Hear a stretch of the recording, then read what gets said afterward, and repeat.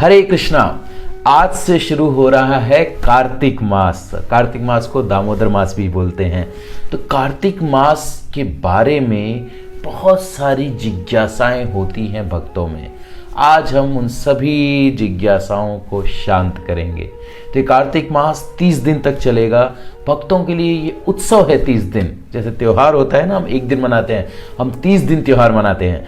तो कार्तिक से जुड़ी 21 फैक्ट्स आज हम आपको बताने जा रहे हैं इस वीडियो में। नंबर 1, ये जो कार्तिक मंथ है ये आज यानी कि 20 अक्टूबर 2021 से लेकर 19 नवंबर 2021 तक चलेगा। नंबर 2, कार्तिक मास को दामोदर मास भी कहते हैं। क्यों?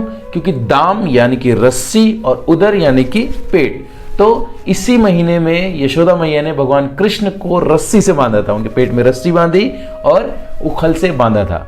नंबर 3, ये जो कार्तिक मंथ है ये अलग अलग जगह पे अलग अलग समय शुरू होता है और अलग अलग समय खत्म होता है। जैसे कि कुछ लोग इसे एकादशी से एकादशी तक मनाते हैं, कुछ लोग पूर्णमासी से पूर्णमासी तक मनाते हैं, कुछ लोग संक्रांति से संक्रांति तक मनाते हैं। लेकिन हम गौड़ी वैष्णव पूर्णमासी से पूर्णमासी तक कार्तिक व्रत का पालन करते हैं।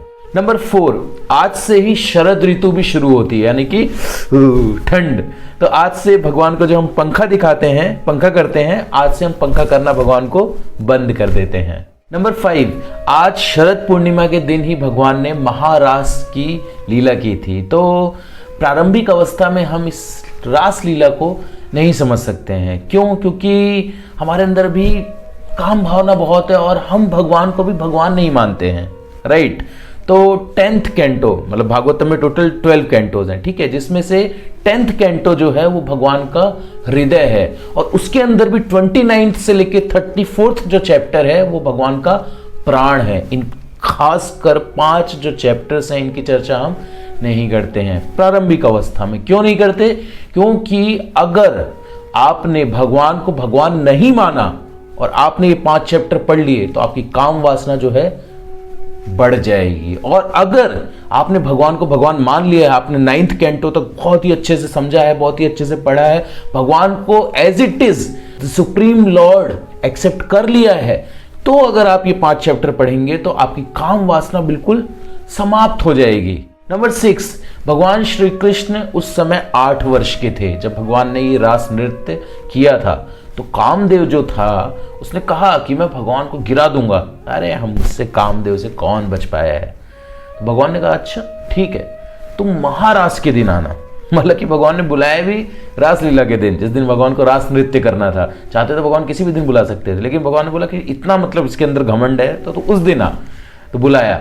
अब रास नृत्य के दिन कामदेव जी आए और सब जगह कोशिश कर रहे हैं मैं घुस जाऊं, कहीं तो घुस जाऊं, किसी के हृदय में कहीं से।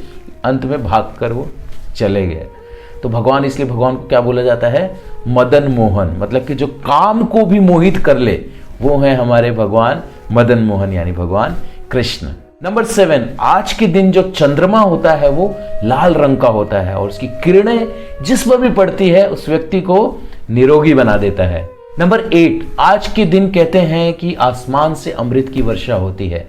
इसलिए आप सब लोगों ने देखा होगा कि आपके पेरेंट्स क्या करते हैं? खीर बनाते हैं और उसे बाहर रखते हैं ताकि रात भर उसमें अमृत की वर्षा हो और फिर सुबह उस अमृत को हम पा सके। तो उस अमृत को पाने से फिर हमारा पूरा शरीर जो है वो बिल्कुल स्वस्थ हो जाता है आध्यात्मिक रूप से। तो जो ऐसा नहीं करते हैं वो कर सकते हैं, रात को खीर बनाकर छत पर या बैल्कनी में रख दीजिए और रात को कीर्तन कीजिए धमाकेदार और सुबह वो खीर को पाइए। नंबर 9, स्कंद पुराण में वर्णन है कि ये जो कार्तिक मास है ये पवित्र कोई चीज है ना, कोई बहुत ही पवित्र चीज है, उसको भी पवित्र बना देती है। इतनी पोटेंसी है इसमें, इतनी शक्ति है। और ये जो महीना है कार्तिक महीना, ये सबसे उत्तम है पूरे 12 मास में से सबसे उत्तम मास है। इसमें छोटा सा भी अगर कार्य कोई आप भक्ति का करते हैं तो हजारों लाखों गुना उसका फल मिलेगा आपको। नंबर 10, अगर कोई 3 दिन, सिर्फ 3 दिन भी अगर कार्तिक जो व्रत है उसका पालन कर ले तो उसकी आध्यात्मिक इच्छाएं पूर्ण हो जाती हैं। नंबर 11, और जो व्यक्ति हर वर्ष बिना किसी इच्छा के ये कार्तिक व्रत का पालन करता है, क्या कहने उसके, समस्त सिद्धियां उसके पास आ जाती हैं, नित्य मुक्त सिद्ध हो जाता है वो भक्त। नंबर 12, अगर कोई व्यक्ति जितनी भी नदियां हैं उनमें स्नान करें, जितनी भी पवित्र नदियां हैं, और अपना समस्त न्यौछावर कर दे, अपना सब कुछ दान में दे दे, उसका जो पुण्य होगा, और एक व्यक्ति जो कार्तिक व्रत का पालन कर रहा है उसका जो पुण्य होगा, तो इसका पुण्य इसके पुण्य के 1/10 मिलियंथ पार्ट के बराबर भी नहीं है। समझ आया? नहीं है, बाद में हिसाब लगाइएगा क्या हुआ। नंबर 13,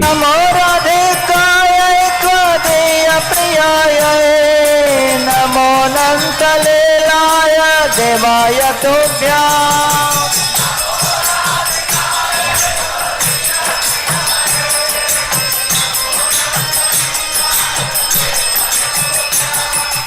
हाँ, दामोदर अष्टकम, इसको कहते हैं दामोदर अष्टकम।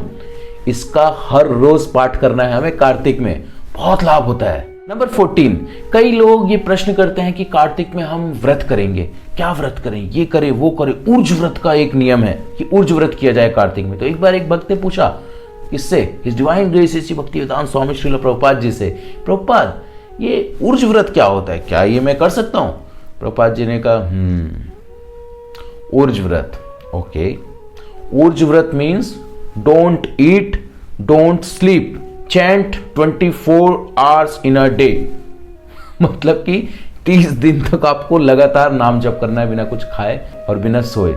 कर सकते हैं? नहीं कर सकते। तो हमको ऐसा व्रत नहीं लेना जिससे कि हमारे जो श्रवण और कीर्तन में समस्या आए, बाधा आए, ऐसा नहीं करना हमको। मतलब वही व्रत लेना है जितना करने से हमारा श्रवण और कीर्तन बंद ना हो और ये प्रचार जो है वो रुके ना।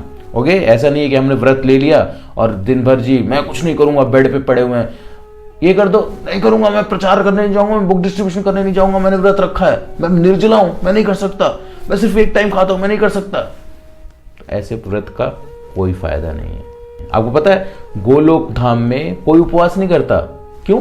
क्योंकि उपवास जो है वो बीमार व्यक्ति के लिए होता है, जो बीमार है आध्यात्मिक रूप से। तो गोलोक धाम में कोई भी बीमार नहीं है आध्यात्मिक रूप से, वहां हमेशा फीस्टिंग चलता है, नो फास्टिंग। लेकिन यहाँ हमको फास्टिंग की आवश्यकता है, उपवास की आवश्यकता है। क्यों? क्योंकि हम आध्यात्मिक रूप से बीमार हैं। लेकिन उतना ही करना है जो कि हमारा श्रवण कीर्तन और जो प्रचार है वो ना रुके। नंबर 15, अगर व्रत करना चाहते हैं, आपको बहुत शौक है कि नहीं मुझे करना ही है, तो लास्ट के 5 दिन जो भीष्म पंचक का व्रत होता है वो कर सकते हैं आप। नंबर 16, दीपावली के दिन दामोदर लीला हुई थी, तो दीपावली के दिन दामोदर लीला का श्रवण और अध्ययन अवश्य करें। तो ये थे हमारे 16 basic points related to Kartik मास। अब हम आपको 5 नियम बताने जा रहे हैं। अगले जो हमारे अगले 5 फैक्ट्स हैं वो हैं 5 नियम जो कि आपको पालन करना है कार्तिक में। ओके। नंबर 17, हरि नाम का कीर्तन हमको करना है पूरी रात भर। नहीं कर सकते, पॉसिबल नहीं है, ठीक है, कोई बात नहीं।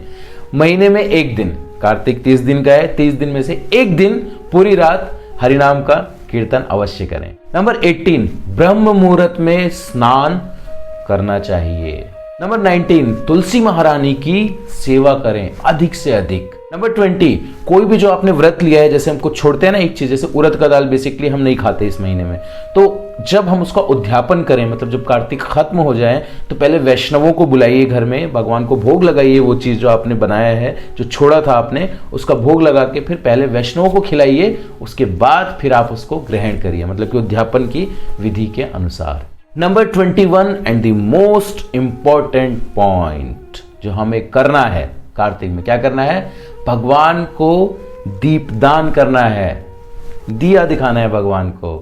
कहते हैं कि जो व्यक्ति भगवान हरि को दीपक दिखाता है, दीपदान करता है इस कार्तिक मास में, उसके मिलियंस ऑफ कल्प, जो मिलियंस ऑफ कल्प में जो आपने पाप किए हैं वो सब खच करके खत्म हो जाते हैं।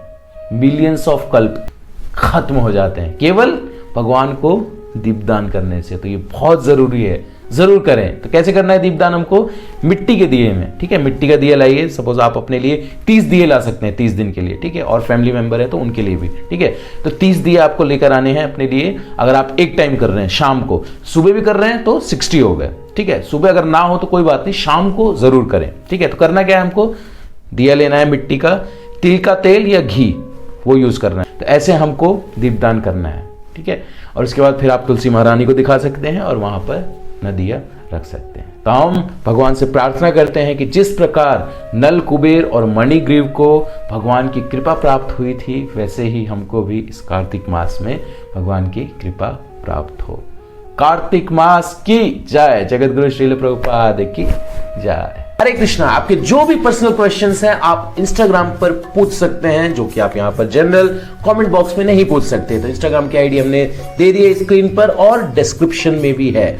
तो जो भी पर्सनल क्वेश्चंस हैं आप इंस्टाग्राम में आकर पूछिए, और जो भी कॉमन क्वेश्चंस हैं, जनरल हैं, वो आप यहीं पर कमेंट बॉक्स में ही पूछिए, ताकि हमारी टीम आपको उसका जवाब दे सके। Thank you. हरे कृष्णा।